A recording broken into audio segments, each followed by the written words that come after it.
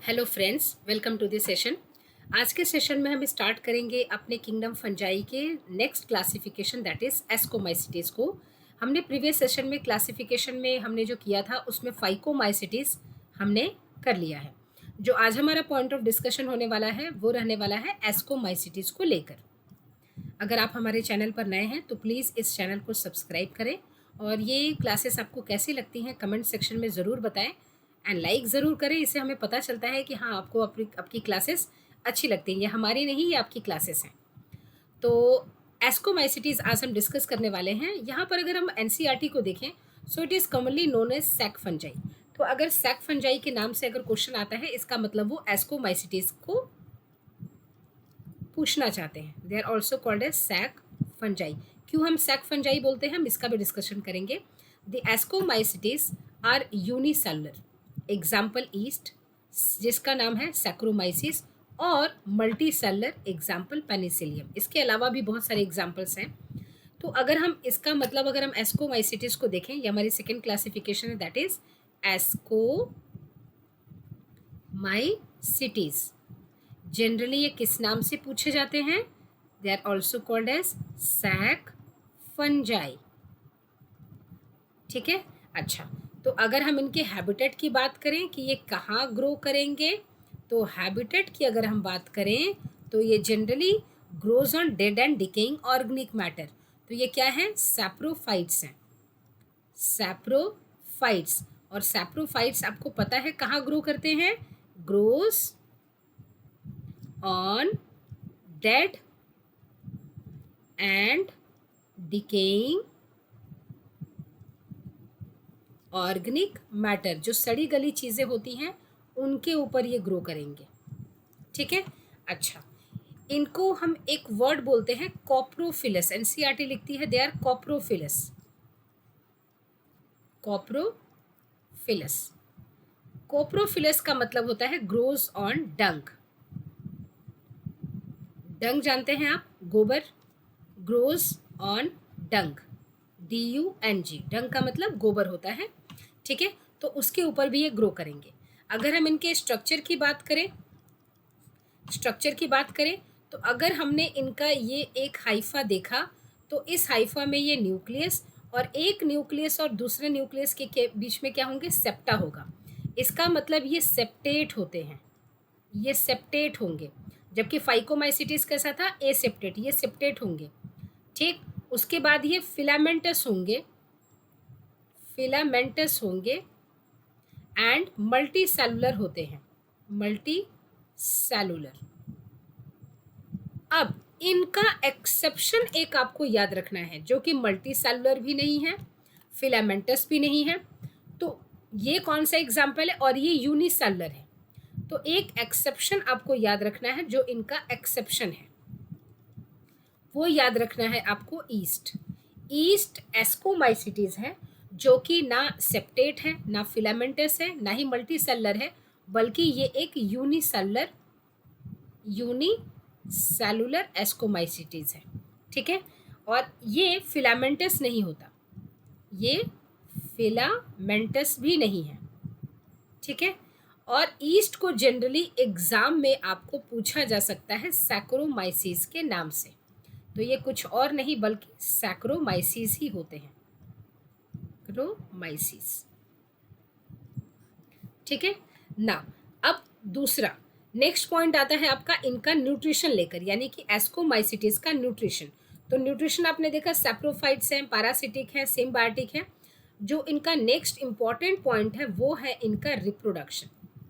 किसी भी फंगस का रिप्रोडक्शन बहुत इंपॉर्टेंट है। तो रिप्रोडक्शन क्या है, कैसा होता है? तो रिप्रोडक्शन इनके अंदर आपको मिल जाएगा वेजिटेटिव का मतलब हमने पहले इसके वीडियोस भी बनाए हैं और पहले भी डिस्कशन किया है कि वेजिटेटिव में क्या होंगे कि इनका हाइफा है वो फ्रैगमेंटेशन करेंगे, यानी कि टुकड़ों में टूट जाएंगे, पीसेस हो जाएंगे, फ्रैगमेंटेशन। और each fragment will develop into a new individual. Budding के थ्रू भी हो सकते हैं, बर्डिंग के थ्रू भी होंगे। चूंकि आप ईस्ट का एग्जाम्पल पढ़ रहे हैं तो फिशन भी हो सकता है। इनका एग्जाम्पल क्या होगा? फिशन भी होगा, फिशन। ये भी इनके वेजिटेटिव में ही आएगा। अच्छा, ये दोनों ही एग्जाम्पल्स आप देखेंगे, बडिंग एंड फिशन, ये आप देखेंगे ईस्ट में आपको देखने को मिलेगा। ये दोनों ही एग्जाम्पल आपको ईस्ट में देखने को मिल जाएंगे। लेकिन जितने भी आपको मल्टी सेलर फ्लैजला है, जो है मल्टी सेलर वाले स्ट्रक्चर्स, नॉट फ्लैजला बल्कि फंगाई, और जिनका हाइफा है जो यूनिसेलर नहीं है, जितने भी मल्टी सेलर है क्योंकि उनकी बॉडी होती है फिलामेंटस, वो वेजिटेटिव में फ्रैगमेंटेशन कर सकते हैं। नेक्स्ट जो हमारा है इसमें ए सेक्शुअल। तो ए सेक्शुअल रिप्रोडक्शन कैसे करते हैं ये ए सेक्शुअल रिप्रोडक्शन। तो अगर हम ए सेक्शुअल की रिप्रोडक्शन की बात करें तो ए सेक्शुअल रिप्रोडक्शन होते हैं इनका ए सेक्शुअल स्पोर बनाकर, यानी कि asexual reproduction takes place by the formation of asexual spores. तो उसमें दो पेरेंट्स की इन्वॉल्वमेंट की जरूरत नहीं पड़ती, बल्कि एक ही पेरेंट इनफ है। तो ये मान लीजिए ये माइसेलियम है, ये माइसेलियम है। माइसेलियम क्या होता है ये हमने बता रखा है अपने प्रीवियस सेशंस में। ये नेटवर्क लाइक स्ट्रक्चर्स हैं। अब ये जो माइसेलियम है जब फूड खत्म होने की कगार पर आएगी तो ये क्या करेंगे, ये फ्रूटिंग बॉडी बनाएंगे। तो ये इनका फ्रूटिंग बॉडी बन गया। कब, इन अनफेवरेबल कंडीशन। तो फ्रूटिंग बॉडी पर ये क्या करेंगे, इनके फ्रूटिंग बॉडी पर कोनिडिया बनेगा, और ये कोनिडिया एक्सपोज्ड होता है, यानी कि किसी स्पोरेंजिया के अंदर नहीं बल्कि ऐसे एक्सपोज्ड बनते हैं। ठीक है, तो ये इनको आप कहते हैं ये कोनिडिया हैं। ठीक, ये क्या है, कोनिडिया, एक्सोजिनस होते हैं, है ना, कोनिडिया हैं। तो और जो स्टॉक इन कोनिडिया को बियर करके रखता है, यानी कि ये जो स्टॉक है जिन्होंने कोनिडिया को रखा हुआ है, इनको आप कहते हैं कोनिडियोफोर। कोनिडियोफोर, PHORE, यानी कि वो stalk like structure which bears conidia. ठीक है, यानी कि कोनिडियोफोर क्या हुआ, conidiophore asexual fruiting body हो गई। इस कोनिडियोफोर को आप कह सकते हैं ना, ये ए सेक्शुअल फ्रूटिंग बॉडी हो गई, फ्रूटिंग बॉडी हो गई। जैसा स्पोर बियर करेगा वैसा इसका नाम होगा। अगर स्पोर्स स्पोरेंजिया बियर करता है तो स्पोरेंजियोफोर, कोनिडिया बियर कर रहा है तो कोनिडियोफोर। ठीक है, चलिए अब ये पॉइंट खत्म। उसके बाद आता है कि जैसे मान लीजिए अब इसमें से एक कोनिडिया आ गया, तो ये है एक कोनिडिया, एक कोनिडिया। ठीक है, डिस्पर्स होगा, यानी कि ये एक कोनिडिया हो गया। है कैसा, हैप्लॉइड, क्योंकि पेरेंट कैसे थे, हैप्लॉइड। ठीक है, अब ये क्या करेगा, अब ये जर्मिनेट करेगा, जर्मिनेट करेगा, जर्मिनेट्स या जर्मिनेशन लिख दें। सो आफ्टर जर्मिनेशन माइटोसिस होगी, माइटोटिक सेल डिवीजन आपने सेल डिवीजन में पढ़ा है, और ये क्या करेगा, ग्रो करके अपने माइसिलियम जैसा बॉडी बना देगा, अपने पेरेंट जैसा। तो यहाँ पर आपने देखा सिंगल पेरेंट इज इन्वॉल्व, तो ये रहा ए सेक्शुअल रिप्रोडक्शन। कैसे हुआ, bye the formation of conidia. अब हम बात करेंगे इसके सेक्शुअल रिप्रोडक्शन की, कि सेक्शुअल रिप्रोडक्शन कैसे होते हैं। सेक्शुअल रिप्रोडक्शन पहले ही आपको बता रखा है कि सेक्शुअल रिप्रोडक्शन में बोथ पेरेंट्स आर रिक्वायर्ड। तो यहाँ पर हम दो माइसेलियम लेंगे। ठीक है, दो नेटवर्क लाइक स्ट्रक्चर आपको चाहिए होगा। तो ये रहा एक माइसेलियम, माइसेलियम, और ये रहा एक दूसरा माइसेलियम, माइसेलियम। ठीक है, अब ये दोनों ही क्या करेंगे, दोनों से ही क्या बनेंगे, दोनों से ही बने गैमेट्स। तो इसने बनाया ये गैमेट, और इसको इसने बोला, क्योंकि सेक्सुअल रिप्रोडक्शन है ना, आप गैमेट बोलेंगे एन, और यहाँ पर इसने गैमेट बनाए, इसको इसने बोला ये इसका गैमेट, और ये है एन। अब ये जो गैमेट्स हैं, इन गैमेट्स का होगा यहाँ प्लाज्मोगैमी, प्लाज्मोगैमी, कैरियोगैमी। ये स्टेजेस हमने टाइप्स ऑफ रिप्रोडक्शन एक सेपरेट वीडियो बनाई है, उसमें आपको बताया है कि व्हाट इज प्लाज्मोगैमी।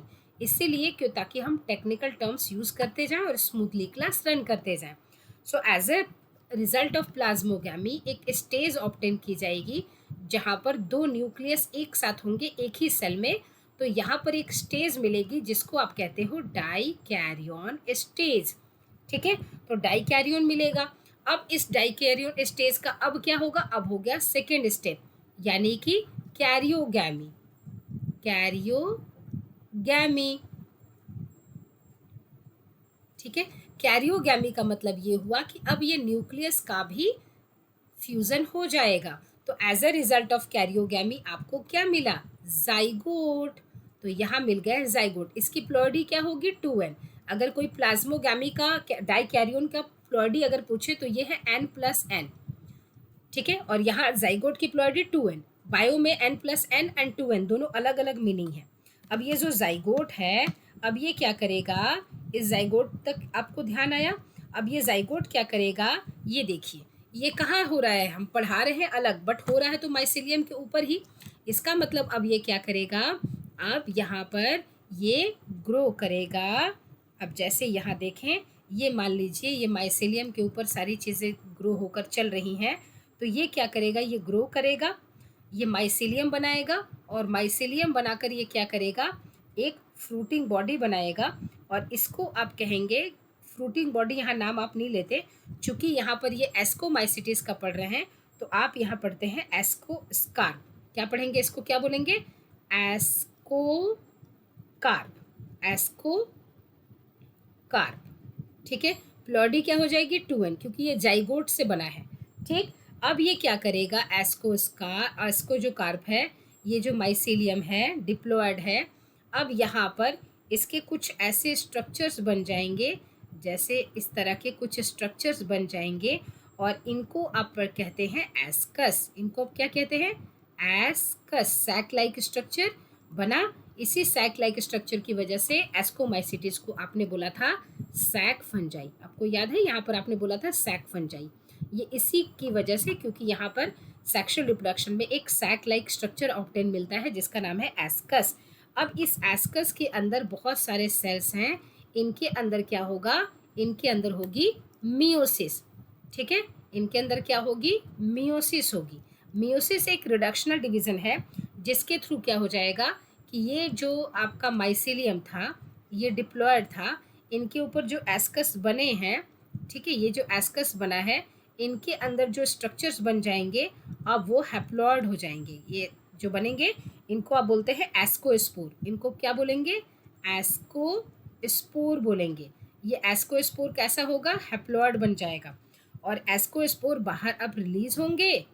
ठीक है, ये बाहर रिलीज हो गए, एन है, इनका नाम क्या है? एस्कोस्पोर। और अब ये जर्मिनेट करेंगे, और जर्मिनेट करके, क्योंकि ऐसे तो बहुत सारे स्पोर निकलेंगे, और जर्मिनेट करके अपने पेरेंट जैसा बॉडी बना देंगे ऑन जर्मिनेशन। जर्मिनेट करके अपने पेरेंट जैसा बॉडी बना देंगे। तो एक रिप्ले ले लेते हैं इसका। हमने देखा कि दो माइसेलियम आपके पास, दोनों की प्लॉडी कैसी है? NNN। दोनों ने क्या बनाया? गैमेट्स। दोनों ने गैमेट्स बनाया। गैमेट्स की क्या हुई? पहली प्लाज्मोगैमी, क्योंकि सेक्सुअल रिप्रोडक्शन के 3 स्टेप्स। पहले ही प्लाज्मोगैमी। प्लाज्मोगैमी में न्यूक्लियस के अलावा सारी चीज़ें फ्यूज हुई, उसके रिजल्ट में डाइकैरियोन स्टेज मिला, यानी कि एक ऐसा स्टेज जिसमें 2 न्यूक्लियस अलग अलग हैं।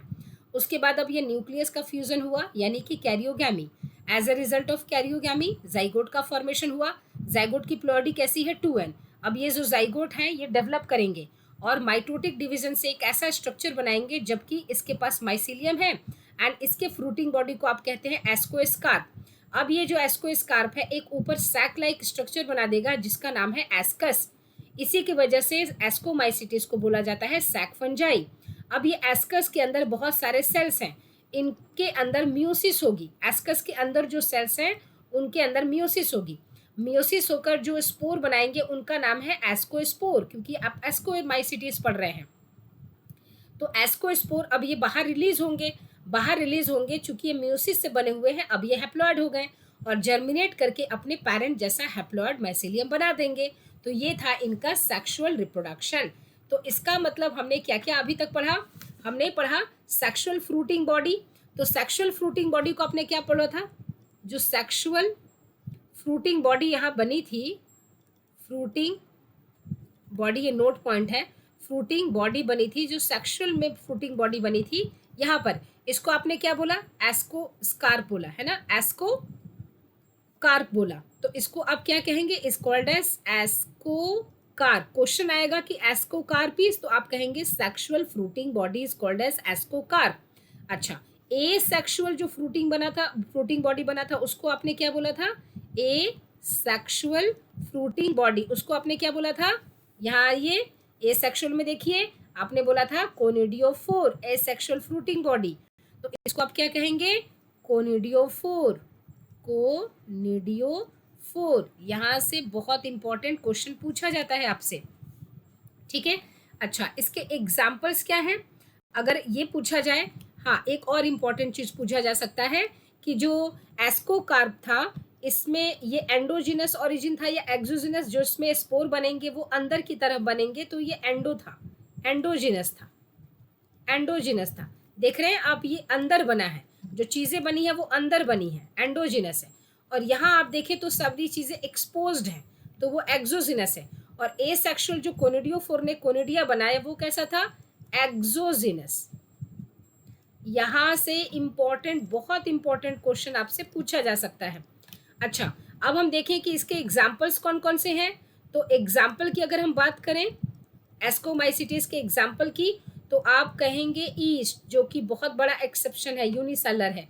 उसके बाद आप कहेंगे पेनिसिलियम, पेनिसिलियम जो है, जहाँ से आपने पेनिसिलियम नोटाटम पढ़ा था, जो कि फर्स्ट एंटीबायोटिक मिला था, वो आपको पेनिसिलियम, ये भी एक एस्कोमाइसिटिस है। एस्परजिलस नाइगर आप पढ़ते हैं, एस्परजिलस नाइगर पढ़ते हैं, वो भी एक एस्कोमाइसिटिस है।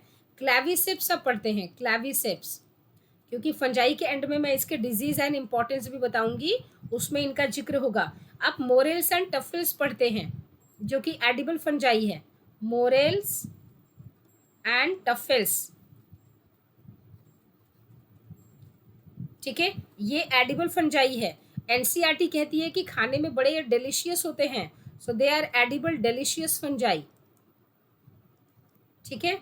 उसके बाद एक यूज होता है न्यूरोस्पोरा, न्यूरोस्पोरा के ऊपर बहुत सारी एक्सपेरिमेंट्स की गई हैं। तो ये Neurospora used in genetics study, उसमें भी ये भी एक एस्कोमाइसिटीज है। तो ये सारी important information related to ascomycetes. So they are saprophytes, decomposers, parasitic और coprophilous growing on dung. Mycelium are branched and septate. The asexual spores are conidia produced exogenously on special mycelium called conidiophore. ये सब हमने discuss किया है। Conidia on germination produce mycelium. Sexual spores are called ascospores, which are produced endogenously in sac-like asci, singular ascus. These asci are arranged in different types of fruiting bodies called ascocarps. तो ascocarp sexual fruiting body है। Some examples are aspergillus, claviceps, neurospora. Neurospora is used in extensively in biochemical and genetic work. Many members like morels and truffles, buffles लिखा है actually ये truffles होते हैं, are edible and are considered delicious, ठीक है। तो ये सारे पॉइंट्स ऑफ डिस्कशन हमने अभी किए और ये इंपॉर्टेंट पॉइंट्स थे एस्कोमाइसिटीज को लेकर। होप सो आपको ये क्लासेस पसंद आती हैं। मिलते हैं अपने नेक्स्ट वीडियो में, और पसंद आती हैं तो प्लीज़ बताया करें कि क्लासेस अच्छी लगती हैं, एटलीस्ट लाइक तो कर ही सकते हैं। और जिनको ज़रूरत हो इनके एनसीईआरटी की, उनको आप शेयर करें, लाइक करें, सब्सक्राइब करें। मिलते हैं अपने नेक्स्ट सेशन में बेसिडियोमाइसिटीज़ को लेकर। तो नेक्स्ट हमारी वीडियो आएगी, वो आएगी बेसिडियोमाइसिटीज़ को लेकर। तब तक take care and bye bye.